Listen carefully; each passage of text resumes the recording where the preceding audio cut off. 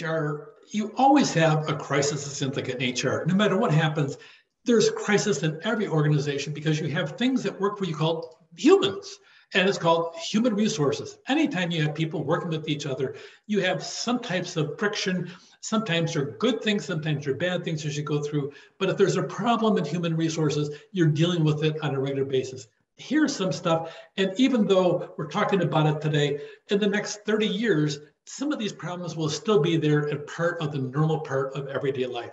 Probably one of the biggest things that I've seen in the last 15 years really is the increase of sexual harassment, maybe not the number, but so many as you go through in the process of people bringing complaints forward. And maybe they've been going forward all along. We just didn't hear people squeaking about it in the process. And maybe it's time that we start listening better in the process. Anytime you have somebody that provides an unwelcome sexual advance, it's inappropriate in the workplace. From an HR perspective, by far, the best policy should always be no dating between coworkers. Oh, that would be so nice because of the fact you'd eliminate so many issues. The only thing is, I don't know how you enforce that. Do you sit there and have an HR spy go visit every restaurant at lunchtime and spy people? Oh, I see them, those two that work together, and now they're having lunch together. No, you two, get over here. You're doomed. You can't do that kind of stuff in a workplace. We're a professional place. So how do you go about doing that? A lot of training's involved, maybe even making certain it's clear on the training that you say, if you ever ask somebody out for a date and they say no, don't ever ask them again, because then it's sexual harassment as you go through.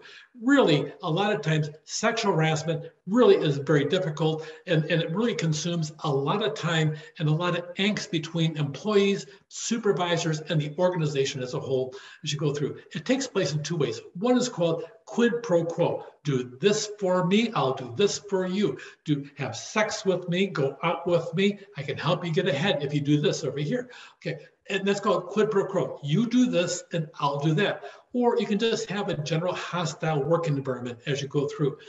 Too often, we saw really the Me Too movement, which really took place in about 2004 all the way till today. It's done a lot of things, but it really brought a lot of the aspects of the quid pro quo aspect of it to the forefront of concerns as you go through. Some of the different things that have happened, filings by men have increased more than ever before to the point of hundreds of percentages in different regions of our country as you go through.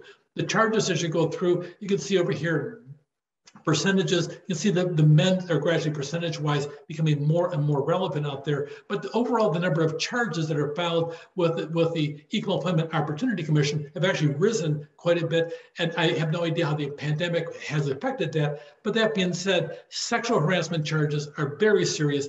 They require investigations. Sometimes you sit down and as you hire usually an outside investigator to investigate this, sometimes you have them talking to two separate people, the complainant and the one they're complaining about as you go through. But sometimes you have to start bringing people in. One case I had the person going through, and you let the investigator call in as many witnesses as they want. They brought in 27 different witnesses over one case of an allegation of sexual harassment as you go through.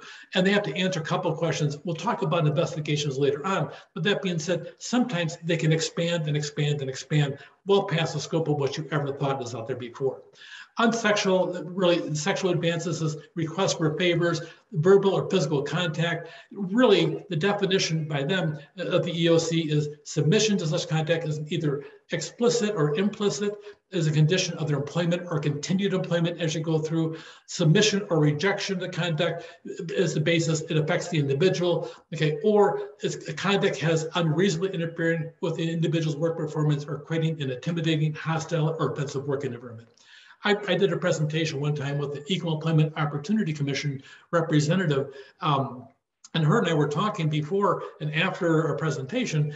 She was on her way to another state, which I'll not mention, but literally the owners of the company, a husband and wife team, they required people to have sex with them before they would hire them. I kid you not. She's telling me this story. I says, that doesn't happen in the United States. He said, oh yeah, you'd be surprised some of the stuff that happens. Sometimes people do crazy things in the process of sexual harassment as to what's expected out of them in the process. They become very, very difficult. And sometimes it's really, you want to run and scream away in the process. Sometimes another issue is affirmative action and reverse discrimination. California, we voted twice now in our state in the last 25 years to reject affirmative action as the basis for an employment program in any state agency or any private industry in the state of California. That being said, you also have this other aspect of what's called reverse discrimination, where sometimes affirmative action programs sit down there and preclude certain races as you go through. There's been several cases on the East Coast of the United States where there's been reverse discrimination filed based upon Asian Americans as you go through for admission into different universities as you go through. You'll see things like that where you're going to sit down there, a program that's supposedly based on encouraging discrimination excludes other people based upon the color of their skin or their national origin. That's a problem. Sometimes you have the different imposed quota programs. Let's hire this percentage and this percentage. That is not what the law talks about. It talks about preventing discrimination as you go through. The ADA, there's a lot more litigation on it. Many cases are being filed, but not on the rights Congress was out there designed to protect. About 17.5% of people have disabilities or employed compared to 65% of the general population.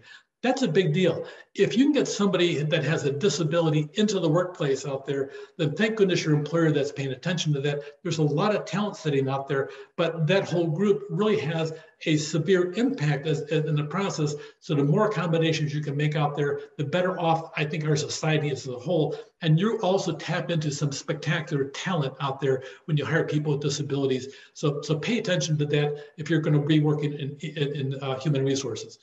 Gender equity pay, this has been out there as you go through, and really the numbers are coming up. But generally, if you look at the populations, there's several different theories that men versus women, that men are paid more than women as you go out there. There's some studies that report that, but you also have different goals and motivations. So you see some conflicting studies, but generally there is a truth out there that women in the workforce for X number of years compared to men that have continuous employment, women have a tendency to be paid less out there. So there's a lot of studies out there. If you're going to be involved in human resources, you need to have the data and know what's going on, especially not in the general population, but in your population as you go through out there on top of that. So LGBT issues as you go through, a lot of businesses are more inclusive. It's a matter of, can the person do the work, stop taking their own personal values and imposing your values on them, making certain, can the person do the work as you go through. We have a proposed Equity Act in 2017, but the Supreme Court actually came out and ruled that this issue really falls under the protection of Title VII underneath sex as you go through. So that being said, a lot of the current HR issues, the big one, sexual harassment dominates the headlines. Equity is a big thing. All aspects of diversity from race, creed, religion, and so on, LGBT on top of that, all aspects of diversity are out there. Pay attention to that. Your job in human resources is to make certain you're getting the best people for the job. Stop looking on labels in the process out there as you go through. And then the ADA issues, American Disability Act issues as you go through. These are some of the issues. There's a lot more out there, but these are some of the top ones, but you're going to see them repeated time and time again as you go through. Take care.